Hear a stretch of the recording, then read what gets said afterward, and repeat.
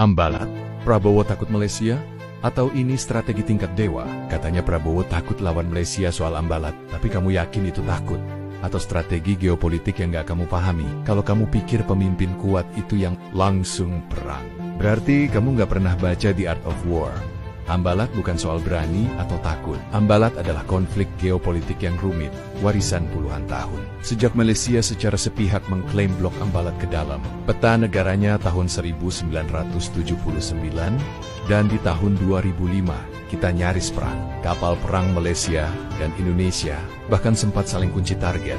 Tapi mari kita jujur, ini bukan perang dua geng kampung. Ini konflik perbatasan antar dua negara ASEAN dengan sejarah diplomatik, ekonomi, dan budaya yang dalam.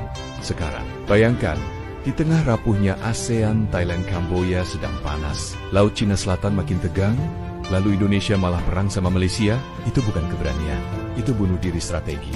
Prabowo tahu, kalau dia bikin keputusan militer terbuka sekarang, yang akan diuntungkan bukan rakyat Indonesia, tapi pihak asing yang selama ini mendorong proxy war di kawasan.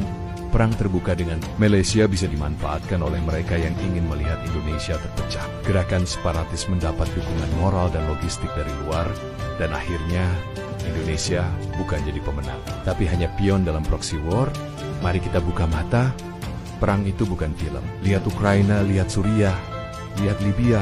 Yang paling menderita bukan politisi, bukan pemilik tambang, tapi rakyat biasa, orang tua yang kehilangan anak, anak-anak yang kehilangan masa depan. Apalagi Indonesia sekarang sedang punya PR besar di dalam negeri. Polarisasi publik, oposisi dan buzzer masih saling jegal. Makanya, keputusan diplomasi bukan tanda kelemahan, tapi cara cerdas untuk mengunci stabilitas internal dulu sebelum bergerak keluar. Inilah kenapa amunisi politik seperti abolisi Tom Lembong dan amnesti Hasto juga muncul, untuk merangkul kekuatan dalam negeri, menyatukan elit agar Indonesia tidak mudah diadu domba dari luar. Kalau kamu belum bisa membedakan mana keberanian taktis dan mana kebodohan strategis, mungkin kamu perlu belajar geopolitik dan filsafat.